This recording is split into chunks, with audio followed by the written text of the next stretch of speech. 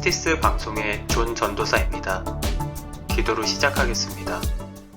사랑이 많으신 하나님 아버지, 우리 가운데 임재하여 주시고 우리가 말씀을 묵상하는 동안 주님께서 우리에게 말씀하시는 삶의 지침서를 우리가 깨닫게 하여 주시옵소서. 예수님 이름으로 기도했습니다. 아멘. 오늘 함께 묵상하게 될 요한복음 8장의 말씀은 간음한 여자에 관한 이야기입니다. 이 사건이 드러내고자 하는 바는 죄인에 대한 주님의 무조건적인 용서입니다. 인류를 위하여 참 진리에 대한 증거를 보이셨으나 사람들은 도리어 그를 돌로 치려드는 인간의 완악함이 드러나는 장입니다. 우리가 살아가는 이 세상도 우리 안에 죄를 깨닫지 못하고 내 가족을 비롯하여 주변의 많은 사람들의 단점들을 정죄하고 있는 자신의 모습이 있는지 점검해 봐야 할 것입니다. 어떤 심각한 문제와 마주치게 될 때 나의 잘못을 먼저 발견하지 않고 다른 사람들에게 화를 내며 남의 탓으로 해결하려는 자신이 있는지 내 안에 마음을 점검해 봐야 합니다. 그러기 위해서는 자신을 돌아보는 삶은 오직 자신의 죄를 회개하며 기도할 때 이루어질 수 있습니다. 기도하는 시간을 하루 일상 가운데 단 5분이라도 조용한 장소에서 드려야 할 것입니다. 그래야만 나의 죄를, 자신을 되돌아볼 수 있는 아주 귀한 시간이 될 것입니다. 7장 53절에서 8장 11절까지의 말씀은 간음 중에 잡힌 여자에 관한 이야기입니다. 서기관들이 바리새인들이 음행 중에 잡힌 여자를 끌고 와서 모세의 율법에 근거하여 이러한 여자는 돌로 치라 했는데 예수님께 선생님은 어떻게 하시겠나이까? 라고 고발할 조건을 얻고자 묻습니다. 그러자 예수님께서는 몸을 굽히사 손가락으로 땅에 너희 중에 죄 없는 자가 먼저 돌로 치라 라고 쓰십니다. 이 가운데 양심의 가책을 느낀 어른으로 시작하여 젊은이 세대까지 다 떠나가고 간음한 여자와 예수님만 남게 됩니다. 그리고 예수님께서 이렇게 말씀하십니다. 나도 너를 정죄하지 아니하노니 가서 다시는 죄를 범하지 말라 라고 11절에 말씀하십니다. 예수님은요, 하나님의 아들이셨음에도 불구하고 간음한 여자의 죄를 정죄하지 않으시며 용서하시는 모습을 보이십니다. 즉, 하나님은 우리가 알고 있는 우리의 삶 가운데서 우리의 모든 죄가 있지만 그 죄를 정죄하시지 않고 사랑으로 우리를 안아주시며 사랑으로 우리를 보살펴 주신다는 것입니다. 12절에서 20절의 말씀은 예수님께서 에고에미적, 즉 나는 누구누구이시다 라고 본인을 밝히는 말씀입니다. 나는 세상의 빛이다 라고 말씀하십니다. 12절에 나는 세상의 빛이니 나를 따르는 자는 어두움에 다니지 아니하고 생명의 빛을 얻으리라 라고 말씀하십니다. 이 말씀을 들은 바리새인들의 반응은요, 내 증언은 참되지 아니하도다 라고 반박하고 있습니다. 그를 향해서 예수님은 15절에 또 이렇게 말씀하십니다. 너희는 육체를 따라 판단하나 나는 아무도 판단하지 아니하노라. 너희는 육체를 따라 내가 참되니 아니니 율법에 따라 나를 판단하고 있지만 나는 어떤 사람도 율법에 따라서 정죄하지 않을 뿐더러 나는 육체에 관해서 판단을 하지 않는다. 즉 나는 하늘의 사람이다. 예수님을 따른다는 말씀은요, 세상의 죄 가운데 있는 것이 아니라 우리가 죄가 씻겨지고 생명의 빛으로 살아갈 수 있는 그 구원의 해결책이 있다는 말씀입니다.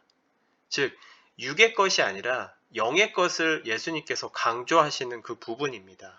우리의 일상 가운데서도 우리가 밤에 그 형광등을 켜고 생활을 하는데 갑자기 정전이 됐다고 상상을 해보세요. 그러면 우리가 하던 모든 일들이 갑자기 어둠 가운데서 아무것도 할 수 없습니다. 그리고 우리가 혼란스러워하는 모습을 발견하게 돼요. 그리고 급하게 우리가 아껴둔 그 촛불을 또 향해서 손을 향해서 뻗어서 불을 켜는 그런 모습을 또 상상하게 됩니다. 자, 여기서 중요한 점은요. 어두움 가운데서는 우리는 어떠한 행동과 생각과 판단을 할 수 없는 가운데 있죠. 완전 혼돈의 시대인 겁니다. 근데 그 가운데 빛이 있어요? 그러면 우리가 그 가운데서 일상생활로 돌아갈 수도 있고요. 또 우리가 원래 하던 모든 일들이 정상화되는 거죠. 이것과 같이 예수님은 세상의 빛입니다. 세상의 모든 어둡고 힘들고 죄악이 많은 세상에서 구원의 손길을 우리를 향해서 주시는 거죠. 그리고 그 빛이 우리 가운데 임하면 우리 안에 있는 모든 죄는요, 사하여진다는 말씀을 얘기하고 계시는 겁니다. 21절에서 30절의 말씀은 예수님과 유대인의 대화의 장면이 나옵니다. 예수님께서 21절에 이렇게 말씀하십니다. 내가 가는 곳에는 너희가 오지 못하리라. 라고 말씀하시니까 유대인들이요, 웅성웅성 율법적인, 육적인 것을 생각하는 유대인들의 마음속에는 이런 생각이 들어있는 거죠. 22절에 그가 자결하려는가? 라면서 서로 얘기하고 있는 부분이죠. 이 당시에 예수님을 못마땅하게 생각한 유대인들, 지도자들 가운데서 예수님이 혹시 자결해서 죽게 되나? 라는 것으로 결론을 짓고 있는 거예요. 그랬더니 이를 향해서 23절에 예수님이 이렇게 말씀하십니다. 너희가 말하는 자결이 아니라 너희는 이 세상에 속하였고 나는 이 세상에 속하지 아니하였느니라 라고 말씀하십니다. 그러시면서 29절에 나를 보내신 이가 나와 함께 하시도다. 나는 항상 그가 기뻐하시는 일을 행함으로 나를 혼자 두지 아니하셨느니라 라고 말씀하십니다. 예수님은 유대인들을 향해서 나는 이 세상에 속한 것이 아니다. 나는 육적인 것이 아니다. 너희가 바라는 육의 것에 속한 사람이 아니다. 나는 영의 것에 속한 사람이고 나를 보내신 하나님께서 나와 항상 함께 하시고 나는 항상 그가 기뻐하시는 일을 행한다. 유대인들이 기뻐하는 일을 행하는 것이 아니라는 거죠. 예수님께서는 분명한 목적이 하나님의 일을 행함으로 세상을 구원하는 데 목적을 두고 있습니다. 31절에서 36절의 말씀은 진리에 관한 이야기입니다. 예수님께서 율법주의자들이었던 그 유대층의 지도자들을 향해서 이렇게 말씀하고 계시는 겁니다. 진리가 너희의 마음과 뜻과 모든 것들을 자유롭게 하리라 라고 말씀하고 계십니다. 첫 번째 31절에 너희가 내 말에 거하면 참으로 내 제자가 되고 라고 말씀하십니다. 이 거하면이라는 의미는요, 요한이 애용하는 표현으로 일시적으로 머무는 것이 아니라 불가 분리적으로 뗄래야 뗄 수 없는 관계로 그리스도, 즉 말씀 안에 내재해 있는 상태를 말합니다. 내 마음과 영과 육, 모든 것들이 하나님 말씀 안에, 예수 그리스도의 말씀 안에 거하는 상태를 얘기하는 것이죠. 그리고 두 번째는요, 32절에 진리를 알지니 진리가 너희를 자유롭게 하리라 라고 말씀하고 계십니다. 진리가 너희를 자유롭게 하리라. 이 진리는요, 복음의 진리를 말합니다. 그리고 자유는 단순히 무지로부터의 자유가 아니라 죄와 죽음으로부터의 자유를 말하고 있습니다. 이를 향해서 33절에 유대인들은 이렇게 대답을 합니다. 우리가 아브라함의 자손이라 남의 종이 된 적이 없거늘 어찌하여 우리가 자유롭게 되리라 하느냐? 남의 종이라고 하는 것은 정치 사회적 의미가 아니라 종교적인 의미로 쓰인 말입니다. 유대인들은요, 자신들만이 믿음의 조상인 아브라함의 자손 곧 하나님의 백성으로서 참된 자유인이라고 믿고 살았었습니다. 따라서 남의 종이 된 적이 한 번도 없다. 그런데 우리가 어떻게 자유롭게 된다라는 말을 하고 있느냐라고 예수님께 반박을 하고 있는 모습을 보게 됩니다. 이를 향해서 예수님이 이렇게 말씀하십니다. 진실로 진실로 너희에게 이르노니 죄를 범하는 자마다 죄의 종이라. 내가 말하는 종이라는 건 너희가 말하는 어떤 사람에 속한 종이 아니라 너희가 행하는 그 죄에 관한 것이다. 즉 율법에 관해서만 열심히 공부하고 있지만 너희 안에 죄가 많으면 그 죄악 가운데 설 수밖에 없는 존재이다 라고 말씀하고 계시는 것입니다. 우리가 싸운다고 생각을 해봅시다. 처음에는요, 서로 대화를 하다가 이 대화가 단절이 되던가 그 서로의 마음을 읽지 못해서 서로 언쟁을 합니다. 언쟁이라는 것은 목소리를 높여요. 그리고 상대방을 향해서 더 화를 냅니다. 이 화를 낸다는 건 상대방을 헐뜯는다는 거죠. 그 사람의 마음을요, 아프게 합니다. 그리고 우리가 그것을 죄라고 생각하지 않고요, 자신의 입장만 생각하고 있죠. 아, 내가 이런 말을 하면 그 사람이 정말 마음이 아플 거야. 이런 생각을 하는 것이 아니라, 내가 통쾌하고 너무 내 마음이 시원하다.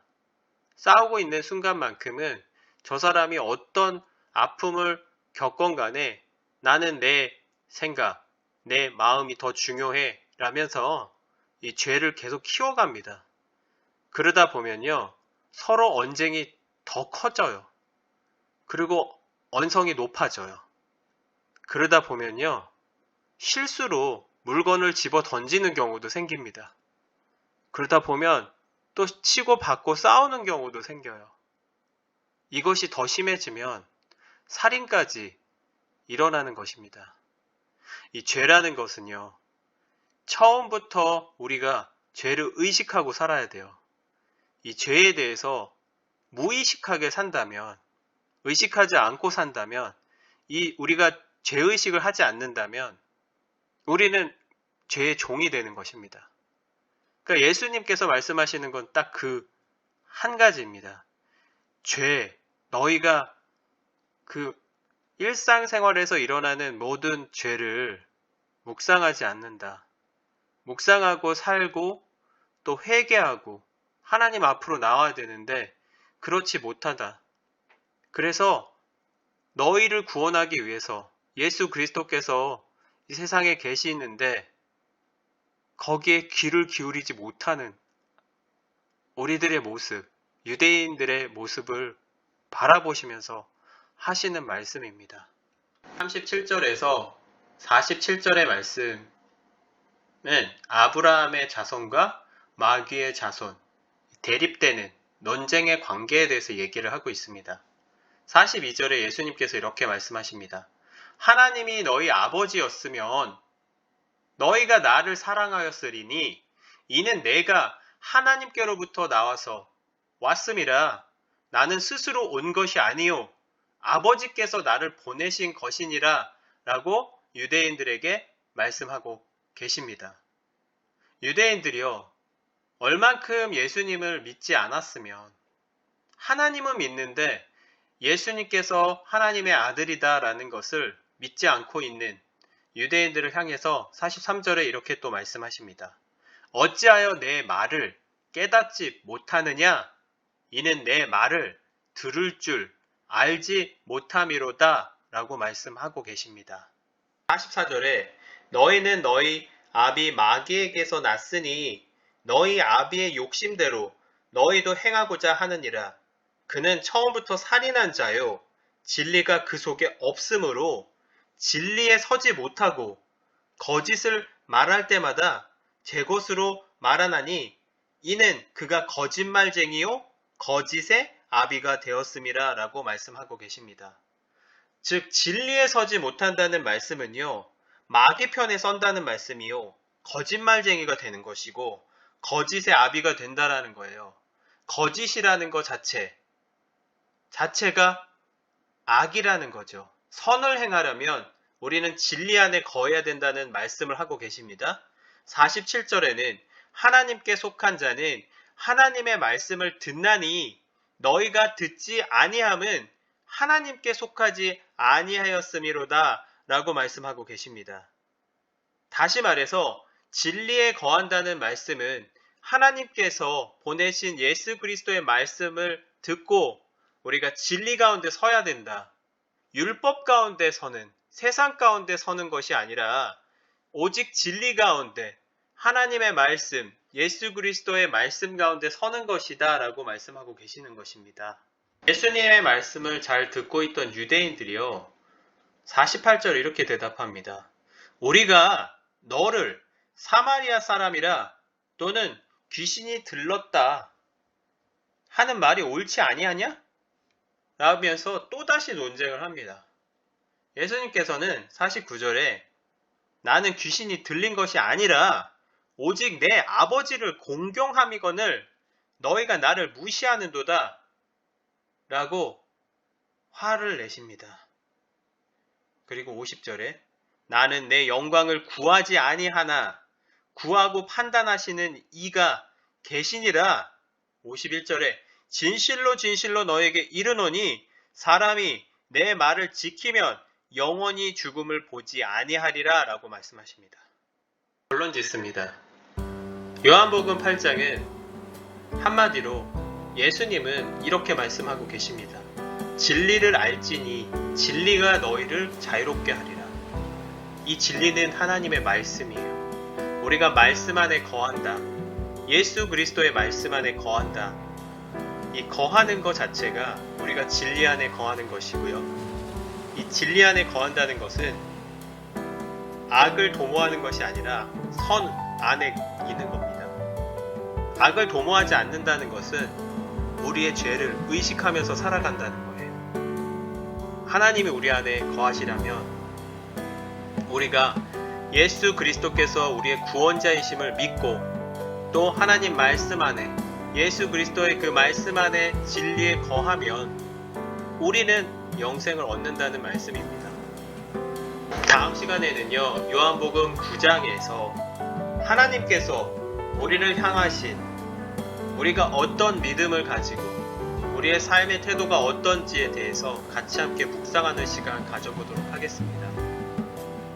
감사합니다. 다음 시간에 만나요.